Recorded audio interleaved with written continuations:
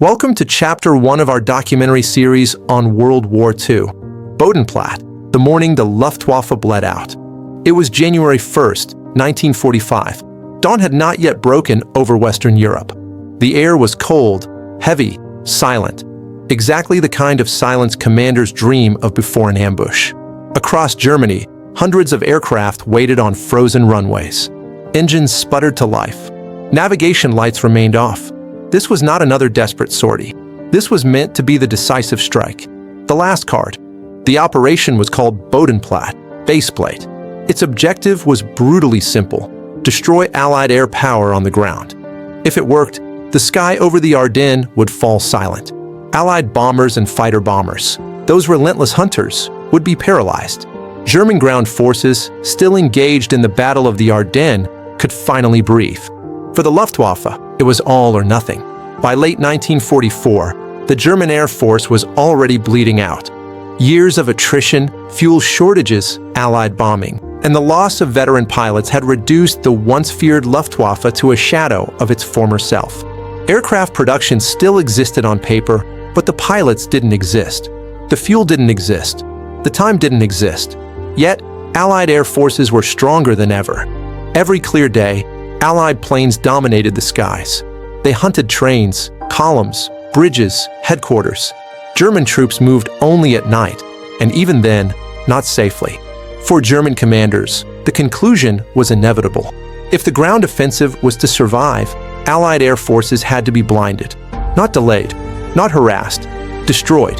The plan was radical: a massive, coordinated surprise attack against Allied airfields in Belgium and the Netherlands. Fighters would fly at very low altitude to avoid radar detection, suddenly rise above their targets, and annihilate parked aircraft wing to wing. The Allies would wake up to burning runways and empty skies. At least, that was the theory. The operation demanded secrecy of an unprecedented scale. Only a handful of senior officers knew the full scope of Bodenplatte. Even German air defense units, the flak batteries protecting the Reich, were deliberately kept in the dark. The reasoning seemed logical. If flak units knew, information could leak. Surprise would be lost. The attack would fail before it even began. But this decision had a deadly consequence. On the morning of January 1st, 1945, German anti-aircraft crews did not know that hundreds of their own fighters would be flying low and fast through their defense zones. No warning orders, no recognition signals, no coordination. The stage was set not only for surprise, but also for tragedy. Shortly after first light, the Luftwaffe took to the skies. Over 900 aircraft participated, mainly single-engine fighters, Messerschmitt Bf 109s, Focke-Wulf FW 190s. Many were flown by inexperienced young pilots. Some had barely completed training. Others were veterans flying their last missions. Fuel loads were minimal. Navigation relied on landmarks obscured by winter fog. Radios were often silent to preserve surprise. It was a flight by instinct, by memory, by hope. And almost immediately, things began to go wrong. Formation scattered. Pilots got lost. Some squadrons arrived late. Others attacked completely the wrong airfields. But the greatest danger was yet to come. As German planes passed back over their own lines, flak batteries opened fire. From the ground, these low-flying aircraft looked exactly like Allied attackers. They came fast. They came low. They came without warning. The sky exploded. Shells shredded German formations. Planes exploded in midair.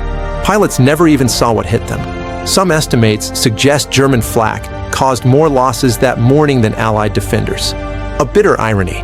Men sent to destroy the enemy were killed by their own defenses meant to protect them. For many pilots, Bodenplatte ended before they even reached their target. Despite the chaos, dozens of German planes reached Allied airfields. And for a brief, violent moment, the plan worked. Runways blazed. Planes burned in place. Hangars collapsed. Allied pilots were caught by surprise. Some ran to their planes under fire. Others watched, helpless, as aircraft exploded in rows. In total, approximately 465 Allied aircraft were destroyed or damaged. On paper, it looked like a success. But war is not fought on paper. The Luftwaffe paid a catastrophic price. In less than 3 hours, over 300 German aircraft were lost. 237 pilots were killed or captured, among them 19 experienced unit commanders. These losses were irreplaceable. Unlike the Allies, Germany could not simply train new pilots, import fuel, and resume operations. Every veteran lost represented years of experience gone forever. Every plane shot down meant one less defense against the coming storm. And the storm was coming. The Allies reacted with cold efficiency. Damaged planes were cleared. New aircraft arrived from Great Britain and the United States. Within 2 weeks, the Allied Air Force was fully restored, and in many cases, stronger than before. Bodenplatte had failed in its true objective. The Luftwaffe had not paralyzed Allied air power. It had paralyzed itself. From that day on, the German Air Force would never again mount a large-scale, coordinated offensive in the West. Operation Bodenplatte was not simply a failed mission. It was a self-inflicted wound born of desperation, a combination of strategic desperation, catastrophic coordination failures, and a complete misunderstanding of Allied industrial power. The Luftwaffe staked everything on a single morning and lost. What remained after January 1st, 1945, was not an air force, but fragments, isolated units, pilots short on fuel, a sky that belonged to the enemy. Bodenplatte did not lose the war for Germany, but it removed the last illusion that the Luftwaffe could still change its course. From that icy dawn, the sky over Europe was no longer contested. It was conquered. Chapter 2: Fire on the Runways, when surprise turned into slaughter. For the Allied Air Forces, the morning of January 1st, 1945 began like any other winter day. Cold, gray, routine. Many pilots were still asleep. Others were preparing for New Year's briefings. Aircraft sat neatly lined up along runways. Mustangs, Typhoons, Spitfires, Tempests, fueled, armed, but motionless. Then the sky screamed. German fighters burst out of the mist at treetop level, guns blazing. There was no warning siren, no radar alert, no time to scramble. In seconds, airfields became infernos. Machine gun fire raked parked aircraft. Cannon shells tore through fuel tanks. Explosions leapt from one plane to the next like wildfire. For a brief, terrifying window, the Luftwaffe achieved what it had not managed in years: total surprise. Across Belgium and the Netherlands, more than a dozen Allied airfields were hit almost simultaneously. At Eindhoven, aircraft burned in long rows, their aluminum skins twisting under heat. At Asch, German fighters roared in just as Allied pilots were taking off, triggering violent dogfights directly above the runway. At Focal, Gilsrieden, Ursel, and Brussels-Ivrea, ground crews dove for cover as aircraft exploded around them. The attacks were savage, chaotic, and often indiscriminate. German pilots strafed anything that moved: planes, fuel trucks, hangars, even personnel.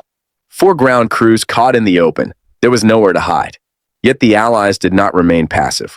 Anti-aircraft guns opened fire within minutes. Heavy machine guns stitched the sky with tracer rounds. Even infantry rifles joined in. At some airfields, pilots sprinted to their aircraft under fire, engines starting as bullets shattered canopies. At Asch, a handful of American pilots managed to get airborne just in time. What followed was one of the most dramatic moments of the operation: a full-scale air battle directly over the runway, with German aircraft low on fuel and ammunition. Several German fighters were shot down not by other aircraft, but by ground fire alone.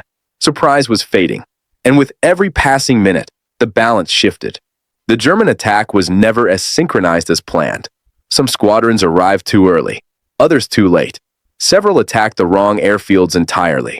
Navigation errors sent formations dozens of kilometers off course. Pilots who failed to find their targets often returned home, only to be fired upon again by their own flak. Fuel shortages compounded the disaster. Many German aircraft had just minutes of reserve fuel after reaching their targets. There was no time to loiter, no second pass, no margin for error. Pilots who stayed too long died on the return journey. The mission clock was merciless. As the morning progressed, Allied defenses hardened. German fighters flying low and straight, perfect for strafing, became equally perfect targets. Anti-aircraft fire tore through formations. Fighters limped away trailing smoke. Others vanished into the ground in spirals of fire. Inexperienced German pilots, already disoriented, panicked under fire. Some crashed during evasive maneuvers. Others collided midair. Veteran leaders fell trying to keep units together. By mid-morning, the Luftwaffe's losses were mounting at a rate it could not sustain. When reports reached German headquarters, the initial figures seemed encouraging. Hundreds of Allied aircraft destroyed or damaged. Mission success claimed. But beneath the surface, the reality was grim. Most Allied losses were aircraft on the ground, machines, not men. Pilots survived. Crews survived. Air power, at its core, survived. The Luftwaffe, by contrast, had lost what it could never replace. Pilots, experience, leadership. Every downed German aircraft represented not just metal, but years of training, combat knowledge, and tactical memory erased in seconds. Even as smoke still rose from shattered airfields, Allied recovery began. Damaged aircraft were pushed aside. Replacement planes were already en route. Spare parts flowed from depots across Europe. By the afternoon of January 1st, Allied fighters were already back in the air, hunting German units retreating from the Ardennes. Within days, the sky was once again filled with Allied aircraft, more numerous, more aggressive than before. Bodenplatte had failed to change the balance. It had only accelerated the end. By the time surviving German pilots returned to their bases, the truth was unavoidable. This had not been a revival. It had been a final hemorrhage. Squadrons existed only on paper.